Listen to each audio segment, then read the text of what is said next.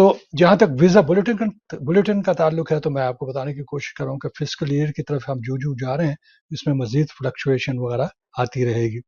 لیکن family based جو categories ہیں اس میں خاصی پیش رفت ہوئی ہے۔ امپلائمنٹ بیسڈ میں ہم دیکھ رہے ہیں کہ کیس اتنی تیزی سے آگے نہیں بڑھے، اور ان میں سے ایک دو کیٹیگریز جو ہیں وہ پیچھے گئی ہیں، ان کے بارے میں بتاتا ہوں کہ کیا ہوا ہے، پھر اس کے بعد میں آپ کو ایگزیکٹ ڈیٹ بتا سکوں گا، کیونکہ ہمارے پاس جولائی کا ویزا بلیٹن بھی آ چکا ہے، تو اس پہ بھی ہم ایک نظر ڈالیں گے۔ تو کی پوائنٹس اس میں جو ہے وہ یہ ہے کہ فیملی بیسڈ ٹائم لائن جو ہے یہ آگے بڑھی ہے، موو فارورڈ، اور تمام کیٹیگریز میں جس میں F1 ہے، F2A ہے، F2B ہے، F3 ہے اور F4 ہے۔ تو یہ کیٹیگریز کون ہیں؟ جن لوگوں نے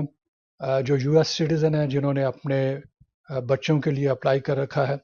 اور وہ بچے جو ہے وہ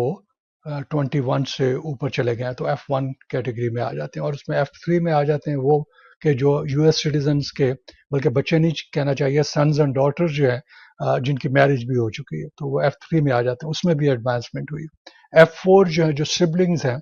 بردر اور سسٹرز ہیں US سٹیزن کے، وہ بھی آ جاتے ہیں۔ اسی طرح سے گرین کارڈ ہولڈرز کے اسپاؤز یعنی ہسبینڈ یا وائف، اور ان کے وہ بچے کے جن کی ابھی ایج 21 نہیں ہوئی، وہ F2A میں آ جاتے ہیں، اور F2B میں وہ بچے آتے ہیں جن کی ایج جو ہے وہ 21 سے اوپر چلی جاتی ہے۔ اور اس میں جہاں تک ورلڈ وائڈ ڈیٹس ہیں وہ اپنی جگہ پہ ہیں، اور انڈیا سے بھی بہت سے لوگ ہمارا یہ پروگرام دیکھتے ہیں، تو ان کے لیے بھی میں آپ کو بتا سکوں گا کہ کیا چینجز وغیرہ ہیں۔ تو یہ فیملی بیسڈ میں جو ہے یہ ٹرینڈ جا رہا ہے، پھر میں آپ کو ایگزیکٹ ابھی بتا دیتا ہوں کہ کون سی رننگ ڈیٹس ہیں۔ اور اس میں جیسا میں آپ کو بتایا کہ جو EB1 اور 2 ہے، اس میں انڈیا کے لیے خاصی پرابلم ہوئی ہے، لیکن EB3 جو ہے وہ آگے بڑھ رہی ہے، اور کچھ امپلائمنٹ کیٹیگریز ہیں، مثال کے طور پہ EB3 اور EB4، اس میں تھوڑی سی فارورڈ موومنٹ ہوئی ہے، کتنی ہوئی ہے وہ بھی آپ کو میں ابھی چند لمحے میں بتا دیتا ہوں۔ تو سب سے پہلے ایسا کرتے ہیں کہ ہم آتے ہیں یہ جو فیملی بیسڈ کیٹیگریز ہے، اور میں آپ کو بتاتا ہوں کہ کون سی ڈیٹس اس وقت چل رہی ہیں۔ مثال کے طور پہ جو F1 ہے جس کی میں ابھی بات کر رہا تھا، اور F1 وہ کیٹیگری ہے کہ جو US سٹیزنز کے ایڈلٹ سن اینڈ ڈاٹرز ہیں، تو ان کے لیے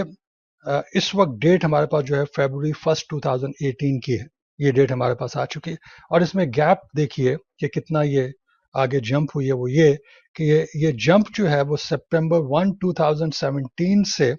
یہ جمپ ہوا، اور فیبروری 1 2018 تک اس نے پہنچا دیا۔ تو اس وقت کرنٹ ڈیٹ جو ہے فیبروری 1 2018 کی ہے، اور باقی کیٹیگریز میں بھی اس طرح سے 4 سے 5 مہینے 6 مہینے تک آگے پیش رفت ہوئی ہے، جو بہت اچھی نیوز ہے۔ اس طرح سے F2B کیٹیگری جو ہے، جو گرین کارڈ ہولڈرز کے ایڈلٹ چلڈرن ہیں، ان کے لیے ہم دیکھ رہے ہیں کہ یہ ایڈوانس جو ہے تقریباً 2 مہینے کی ایڈوانس ہوئی ہے، اور لاسٹ منتھ جو ہے سپٹمبر 22 2017 کے کیسز چل رہے تھے، اور اب ہمارے پاس جو کیسز چل رہے ہیں وہ نومبر 22 2017 کی ہے۔ 2 منتھس کا جو ہے اس میں جمپ لگا۔ باقی جو فلپین ہے یا میکسیکو ہے ان کی علیحدہ ڈیٹس ہیں، اس میں میرا خیال ہے ہمیں جانے کی ضرورت نہیں ہوگی۔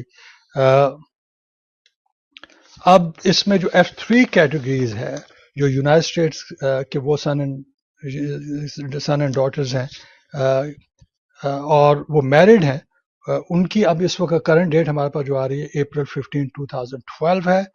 اور باقی کنٹریز کے جتنے بھی ورلڈ وائڈ ہے وہی ڈیٹیں آ رہی ہیں،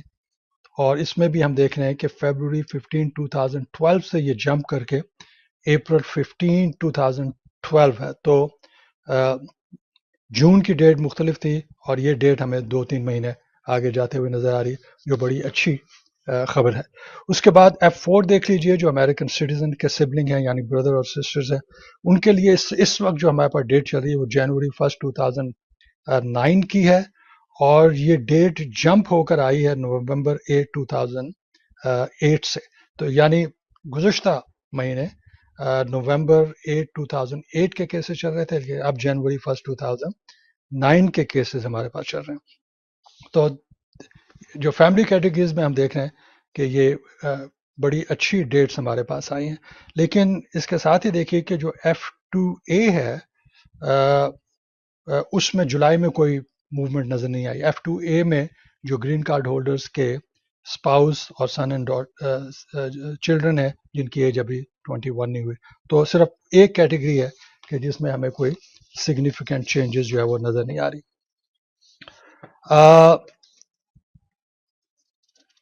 اچھا، اب EB1 EB2 اس میں جو انڈیا کے لیے مثال کے طور پہ EB2 جو ہے ان کے لیے 2026 میں جو ہے یہ اویلیبل ہے، اور لیکن EB5 جو ہے وہ اویلیبل نہیں ہے. اور اسی طرح سے EB1 جو ہے امپلائمنٹ بیسڈ کیٹیگری جو ہے وہ موونگ بیک کہ وہ پیچھے چلی گئی ہے. تو اس میں خاص طور پہ جو EB3 کے بارے میں کوشچنز پوچھے جاتے ہیں، اور اس کو میں اسی طرح سے بیان کرنے کی کوشش کرتا ہوں کہ خاص طور پہ ایسے لوگ کہ جو یہاں پہ موجود ہیں، یونائٹڈ اسٹیٹ میں موجود ہیں اور ایڈجسٹمنٹ آف اسٹیٹس کے لیے اپلائی کرنا چاہتے ہیں، تو کسی حد تک وہ رسک ان کے پاس موجود ہوتا ہے. لیکن اس سال کے پورے سال پہ آپ اگر نظر ڈال دیں تو اس میں